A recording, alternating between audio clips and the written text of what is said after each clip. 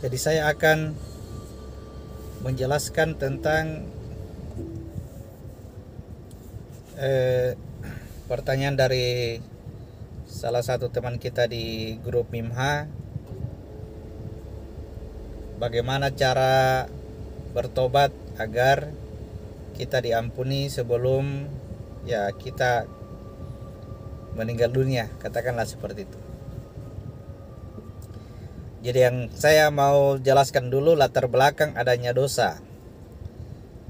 Jadi dosa manusia itu terjadi ketika dia mulai menerima amanah. Jadi ketika manusia menerima amanah dari Allah, dari Tuhan, maka disitulah dimulai adanya masalah. Amanah yang disebutkan di situ adalah berupa jasad kita. Jasad kita ini diistilahkan atau dikiaskan dalam bahasa-bahasa petunjuk. Dia disebut sebagai harta, disebut juga sebagai tahta atau rumah, disebut juga sebagai wanita. Itu adalah jasad kita. Jasad kita ini hasil dari hubungan kedua orang tua kita, ibu dan bapak kita. Jadi hadis Nabi yang mengatakan bahwa semua manusia terlahir atas fitrah. Kata fitrah di situ adalah kesempurnaan manusia ketika dia masih berada pada dimensi ruh. Lalu disebutkan karena kedua orang tuanya yang menjadikannya Yahudi, Nasrani, dan Majusi. Jadi kata kedua orang tua di situ adalah jasad kita. Jadi jasad kita inilah sejatinya yang menjadikan kita kafir.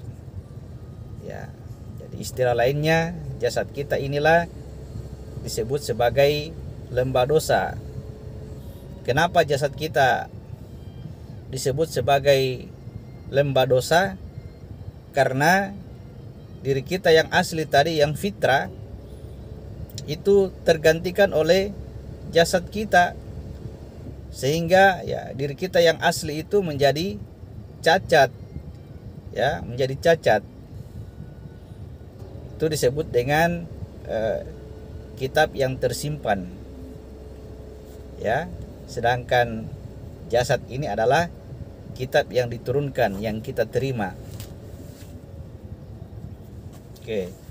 Jadi seluruh perilaku perbuatan kita nanti itu tergantung kitab yang tersimpan itu.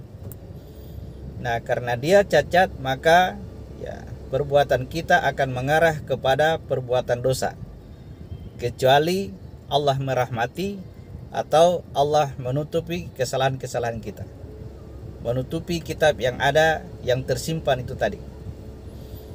Jadi kita menjalankan dalam keseharian kita ini, menjalankan kitab kita yang tersimpan itu, dan kitab yang tersimpan itu cacat, sehingga perbuatan kita akan mengarah kepada perbuatan dosa.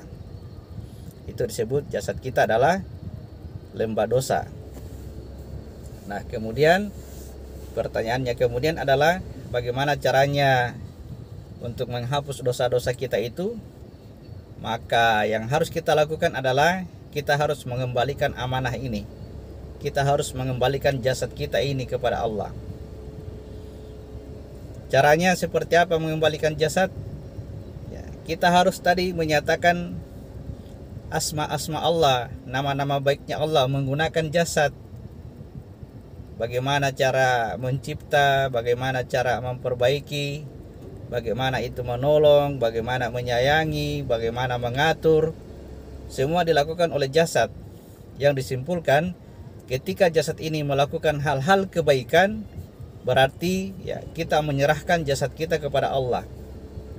Tinggal satu lagi, kita harus menyerahkan diri kita juga. Jadi selain jasad, kita harus menyerahkan diri, keakuan diri kita di dalam jasad ini. Caranya adalah kita tidak boleh meyakini bahwa perbuatan-perbuatan baik yang kita lakukan itu adalah perbuatan kita. Kalau kita meyakini seperti itu, maka disebutlah kita sebagai orang musyrik, orang yang mempersekutukan Tuhan. Tuhan itu lebih dari satu, antara Allah dengan aku, diri kita.